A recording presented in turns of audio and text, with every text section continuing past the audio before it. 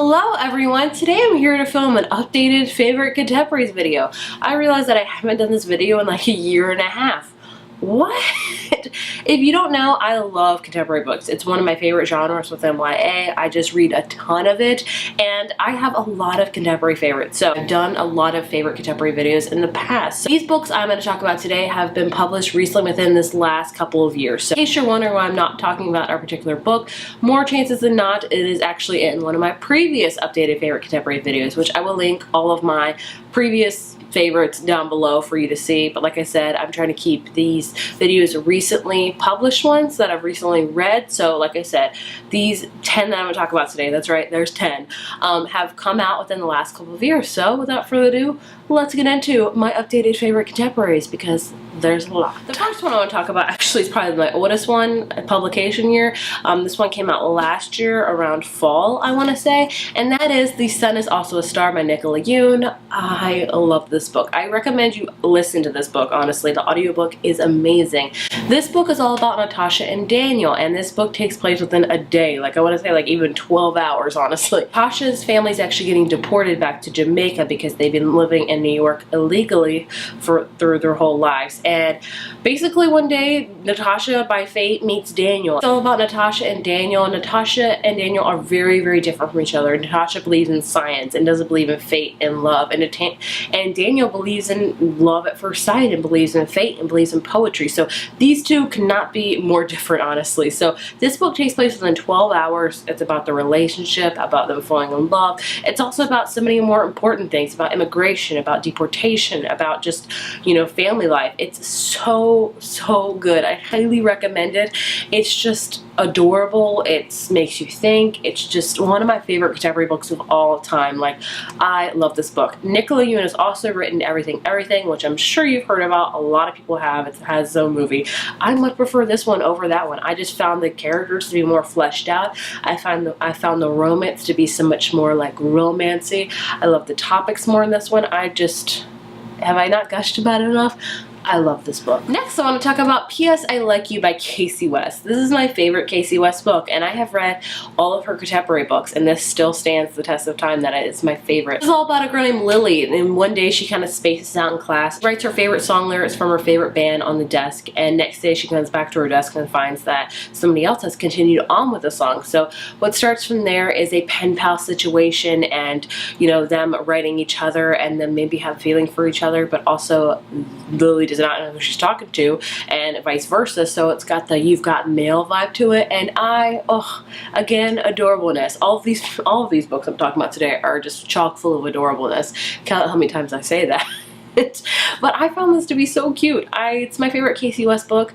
I like the You've Got Mail aspect of it because I'm a sucker for You've Got Mail, and with all of Casey West books, they're just fluffy and cute and really, really quick and easy reads, and I really enjoyed this one, and still, like I said, my favorite Casey West book. Then I have When Dimple Met Rishi by Sanan Menon. Hopefully I pronounced that right. So Dimple is very much against the idea of arranged marriage, definitely against her family's kind of culture. Her family kind of wants her to be in an arranged marriage, wants them to follow her culture, and she's not having that. Dimple goes to this like graphic web design summer camp, and Rishi is going there with her, only she doesn't know who Rishi is. Rishi is very unlike Dimple. He likes the idea of arranged marriage. He likes his family culture. He likes their traditions, and so his parents tell him that Dimple's going to be there, so he decides to go also to this graphic design conference, like summer thing, and woo Dimple and maybe get her to fall in love with him. And of course their first meeting does not go so well. As you can see, Dimple throws her coffee on Rishi. Romance is adorable. I love the culture, talking about Indian culture and how I deal with arranged marriages and how their family life is. I did really enjoy that aspect. Contemporaries are known to kind of have like the 80% of the book is the build up to the relationship, and you're just waiting and waiting and waiting and waiting, and then the 20% is them being together, and that's not never enough for me. This book is a good like 50-50, I'd say. Like, you get 50% build up to the relationship, and the other half you actually get to see the relationship fleshed out, which I enjoyed, which we don't get enough type of contemporary. I want more relationship. Maybe not so much more build-up, but either way, I definitely enjoyed this one. Then I have Eliza and Her Monsters, Francesca Zappia. I just recently read this one and I fell in love with it. It's been hyped up a lot recently with good reason. It is amazing. It is about a girl named Eliza, and Eliza has created this huge webcomic called Monster C. Monster C has this huge cult following, like millions of people read this comic online. Like, people wait like not patiently at all for her to release this comic every single week. And this book is all about Eliza and her dealing with the pressure of delivering this comic. It's also about her, you know, going to school and not telling anyone that she is the creator of Monster C. She meets a new guy that comes to her school, and she learns that he's the biggest fan fiction writer for Monster C. So they form a relationship, but she does not tell him that she is the creator of Monster C. So this book is all about that. This is not, I would say, not one of the more fluffier ones. It's kind of more of the serious contemporaries, but not like super serious.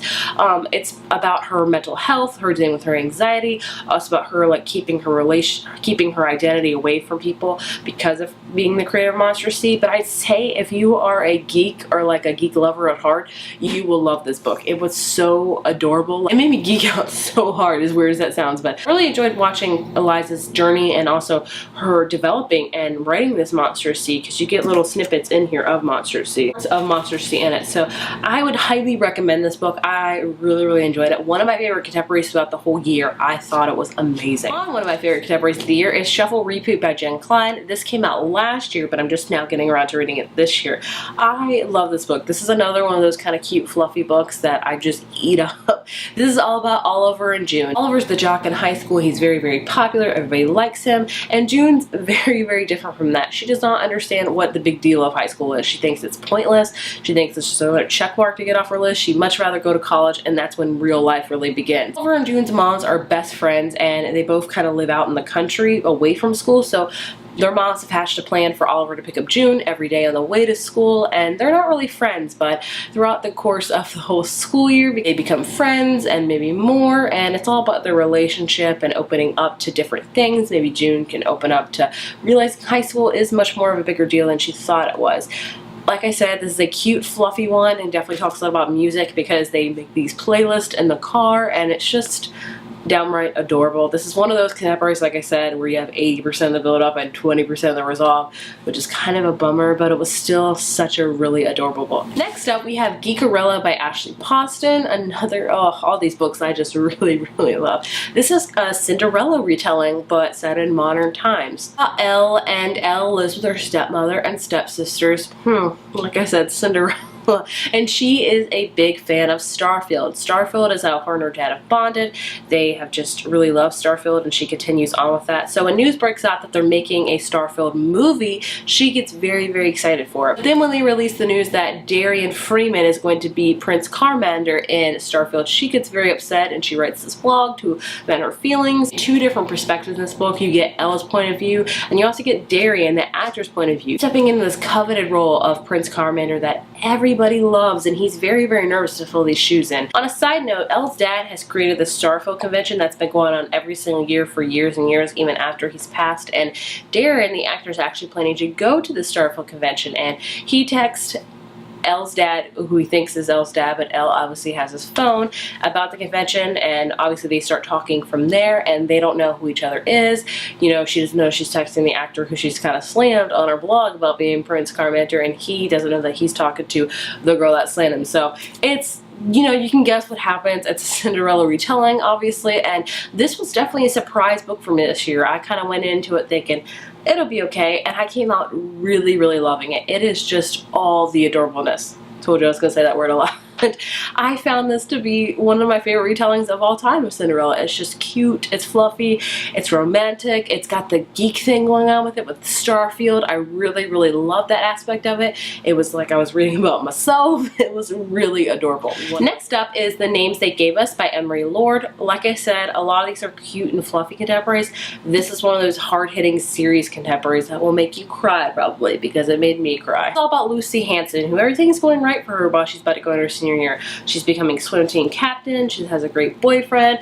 You know, her dad's doing really good at church because he's the pastor, but then she gets news that her mom's cancer has resurfaced. And her mom wants her to be a counselor at this camp called Daybreak, where it's for troubled youth, instead of going to her church's summer camp, which she goes to every year. So luckily she follows her mom's wish because her mom has cancer again, so she wants to make her mom happy. She goes to this camp called Daybreak, like I said, where she meets a whole bunch of other counselors that have had a rocky life, and she's surrounded by all these young campers that have also had a rocky life. They all have their own things going for them, and it's basically about Lucy really determining her faith again, being angry with God, learning about who she is, about her relationships, and just her growing as a person. I was very skeptical when I went into this book because it talked so much about religion and Christianity, and sometimes books don't really put that in the best light because I am a Christian, but I really enjoyed how Emery Lord took this approach. I thought she did it beautifully. I thought I really resonated with Lucy and her anger and her feelings and her faith, and I really thought she had a beautiful progression and beautiful character arc. And like I said, this is a very serious one. It doesn't deal so much with the romance, more about Lucy as a character and her struggling with her faith and her family life and things like that. And I really love the Camp Daybreak, and love reading about all these kids that have had this really rough life and her learning about herself through these kids. If you want a hard-hitting contemporary that'll make you feel and make you cry, I would highly recommend this one. This is by far my favorite Emery Lord. Next up is Alex Approximately by Jen Bennett. If you can't already tell, this is a summer book. Like, this needs to be read during the summer. This is another You've Got Mail retelling. I have read a ton of those, and some of them not so good. This one I adore. It's about a girl named Bailey, and she lives in DC, and basically she really loves film, and so she's on this film forum a lot, and she meets a guy named Alex on that film forum, and they both kind of share the same love for movies, and so they quickly start IMing, and they have a good friendship. And Alex lives in California, and he's been telling, you know, Bailey, come out to California, come meet me. Well, little does he know, Bailey actually moved to California and in the town that he lives in. Not for him though.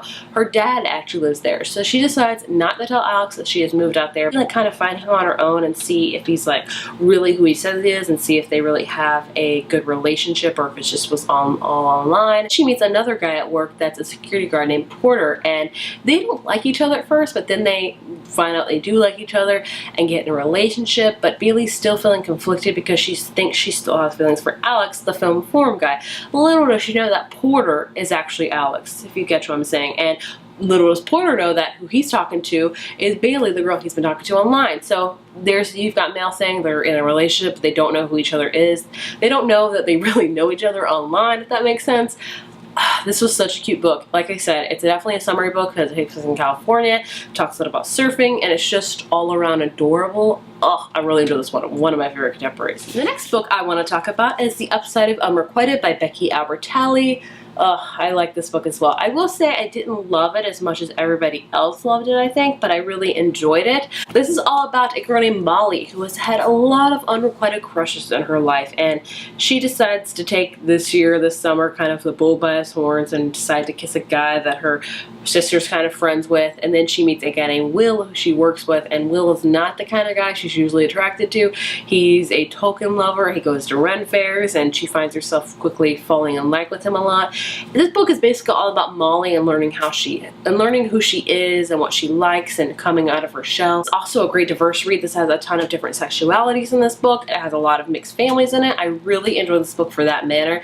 Overall, like I said, it wasn't like my ultimate favorite contemporary book because I found the writing style to be a little bit kind of, I wanted a little bit more from it, but I would recommend this book if you just like really cute contemporary books. It's a really cute one, a fast read like I said, and I really love the romance in this book. It was just so adorable. And the last book I want to talk about is Windfall by Jennifer E. Smith. I have read so many Jennifer E. Smith books. I read a ton of her early release ones, and I never really enjoyed them, so I was very skeptical to pick this one up, and I was surprised because I really enjoyed this book. This is all about a girl named Alice who is in love with her best friend Teddy, and one night on Teddy's birthday she decides to buy him a lottery ticket, and to her surprise it wins. So Teddy has won the lottery, and Teddy could really use it. Him and his mom are not doing so well. They've always kind of lived poorly throughout their whole life. So this book is all about kind of Alice and Teddy's relationship and how the lottery affects it. But I will say the lottery doesn't take place throughout the whole book. It's really more about Alice and her dealing with her anxiety and her problems. Her parents died when she was very, very young, and she's kind of had this set, you know, vision of what she wants to do in her life because her parents kind of followed in the same footsteps. And this book is all about her realizing that she's her own person, that she doesn't have to follow exactly in her parents' footsteps, and realizing that her parents may have not have been the perfect parents that she is always thinking about that they were. And it's also about, like I said, her relationship with Teddy. The one qualm I have with this book is Teddy. Teddy is a character that kind of flip-flops throughout this book. There's parts of this book where you're like, Teddy's such a great guy. And there's other parts of this book where you're just like, Teddy, like, you don't deserve Alice. Like, she deserves better. Because Teddy's kind of, I don't know. But either way, I really enjoyed this book. It's one of the more serious contemporaries, but not like as serious as the names they gave us by Emery Lord. It's definitely like kind of in the middle, I would say. Maybe not like cute fluffy, but not like sob your heart out. Kind of in the middle of that factor. Right. There you have it. Those are my favorite contemporaries that I've read in these past couple years. I have read a ton, and it was hard choosing which ones I wanted to talk about because I read a ton of contemporary. But either way, if you have read any of these books, please let me know your thoughts and opinions on them. Do you have the same feelings as me? Not the same feelings as me? I would love to hear your thoughts. Like I said, I probably didn't mention a lot of books that you're expected to be in this video, but they're probably on my other contemporary favorites video, so check those out. And if you have any of your contemporary favorites, please leave them down below. I'm always looking for a good contemporary. Always. If you enjoyed this video, be sure to give it a thumbs up, hit subscribe, and I will see you guys in the next one.